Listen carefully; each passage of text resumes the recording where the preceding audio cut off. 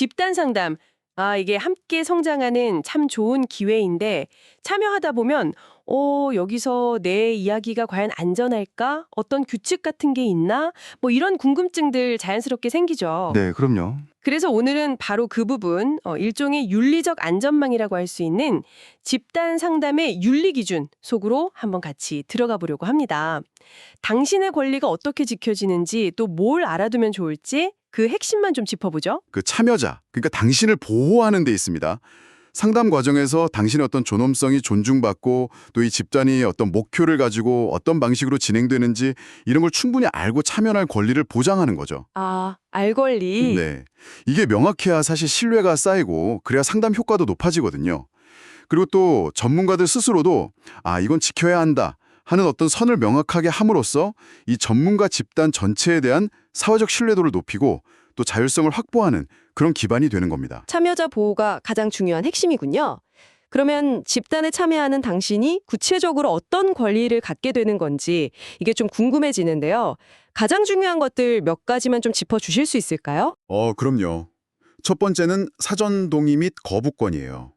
집단에 참여할지 말지는 전적으로 당신의 선택이라는 거죠. 그리고 어떤 정보, 예를 들면 상담의 목표라든지 진행 방식, 혹시 있을지 모를 위험성 같은 것들, 이런 걸 바탕으로 결정할 수 있도록 충분히 안내받을 권리가 있습니다. 네. 그리고 두 번째는 일단 참여했더라도 언제든지 나 그만두고 싶다 하면 그만둘 수 있는 탈퇴권이 보장됩니다. 이게 폐쇄 집단이라고 해도 마찬가지예요. 당신의 어떤 상황이나 판단이 우선이라는 거죠. 탈퇴권이 있다는 건 생각보다 되게 중요하게 느껴지네요. 혹시라도 뭔가 좀 압박감을 느끼거나 그럴 때 나에게 선택권이 있다는 거니까요. 혹시 또 다른 권리는 없을까요? 물론 있죠. 당신의 이야기가 집단 밖으로 함부로 새어나가지 않도록 비밀 보장을 요구할 권리가 있고요. 또 어떤 이유로든 부당한 압력, 이걸 받지 않을 권리, 그리고 다른 집단원들과 동등한 대우, 또 동등한 기회를 받을 권리도 아주 중요합니다. 이런 권리들이 다 당신의 안전한 참여를 돕는 기둥들이라고 할 수 있어요. 권리 이야기를 들으니까 그래도 조금은 안심이 되는 것 같은데요. 자, 그럼 이제 실제 상담 과정에서 부딪힐 수 있는 그런 구체적인 윤리 문제들을 좀 살펴볼게요. 방금 말씀하신 사전 동의 있잖아요. 이게 권리이기도 하지만 또 윤리적인 쟁점이 되기도 하는군요. 그렇습니다. 특히 그 정보 제공의 충분성, 이게 아주 중요해요. 그냥 상담 목표나 기법, 예상되는 이익, 이런 것뿐만 아니라 혹시 있을지 모르는 잠재적인 위험이라든지 한계, 그리고 아까 말씀드린 비밀 보장의 예외 상황까지도 명확하게 알려야 한다는 거죠. 예외 상황까지요. 네. 그리고 미성년자의 경우에는 또 법정 대리인 동의가 필요한 연령 기준, 만 14세 미만 같은 것도 당연히 고려해야 하고요. 또 이게 좀 다른 경우인데 비자발적으로, 그러니까 어쩔 수 없이 참여하게 되는 경우라도 왜 참여해야 하는지, 어떤 과정으로 진행되는지, 또 자기 개방은 어느 정도 수준까지 요구되는지 이런 것들을 명확히 설명하고 또 본인의 감정을 좀 표현할 기회를 줘야 합니다. 비밀 보장 이야기가 나왔으니까 말인데요.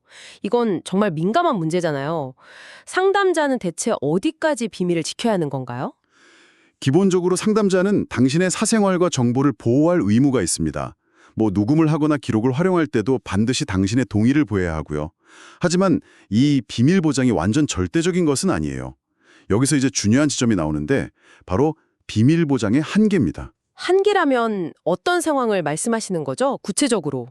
예를 들어서 당신이나 혹은 다른 누군가의 생명에 아주 명백하고 임박한 위험이 있을 때, 그럴 때는 비밀 보장 의무보다 생명 보호가 우선될 수 있겠죠.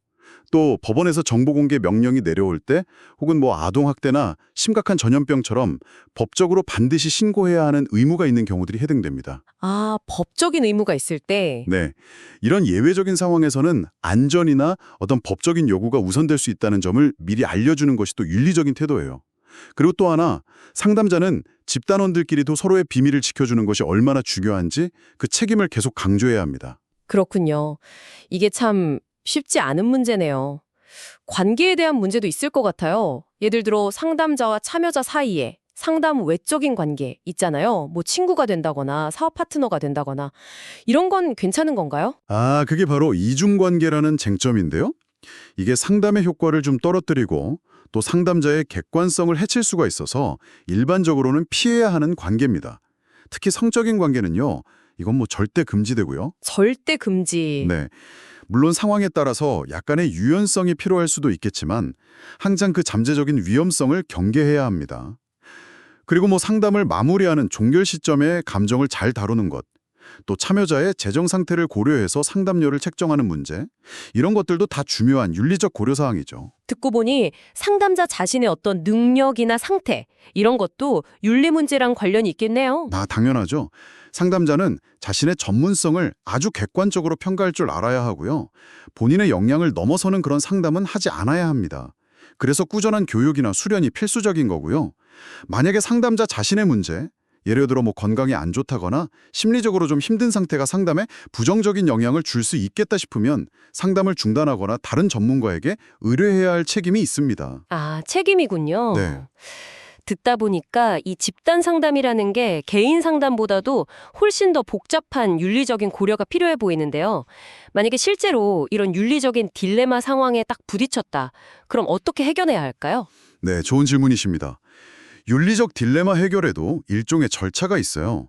먼저 문제가 뭔지, 딜레마가 뭔지 정확하게 파악하는 게 첫 단계고요. 그 다음에는 관련된 윤리 원칙들, 예를 들면 뭐 생명 보호라든지 자율성 존중, 비밀 보장 이런 것들을 확인해 보는 거죠. 원칙들을 확인하고. 네. 그 다음에는 여러 가치들 중에서 어떤 걸 우선시할 건지 이걸 아주 신중하게 결정을 해야 하고요. 그리고 나서 구체적인 행동 계획을 세워서 실행하고 마지막으로 그 결과가 어땠는지 평가하는 이런 과정을 거치게 됩니다. 근데 이게 혼자 결정하기는 좀 어려울 수도 있을 것 같은데요. 맞아요. 그래서 동료 상담가나 아니면 슈퍼바이저에게 자문을 구하는 것이 정말 중요합니다. 혼자 끙끙 앓는 것보다 훨씬 낫죠. 그리고 뭐 루엔버그와 돌고프 같은 학자들이 제시한 윤리 원칙의 우선순위 같은 틀도 참고할 수 있어요. 예를 들면 생명 보호가 가장 우선이고 그 다음이 평등, 자유, 최소 해악 뭐 이런 순서거든요. 아, 그런 기준틀이 있군요. 네. 그런 걸 참고해서 가장 중요한 원칙부터 고려하면서 신중하게 판단하는 거죠. 너무 서두르지 않고 충분히 시간을 갖는 것도 중요하고요. 네, 오늘 집단 상담의 윤리 기준에 대해서 정말 깊이 있게 이야기를 나눠봤습니다. 들어보니까 결국 이 모든 기준들이라는 게 집단이라는 그 특별한 공간 안에서 당신이 안전하게 자신을 탐색하고 또 성장할 수 있도록 돕는 그런 장치라는 생각이 드네요.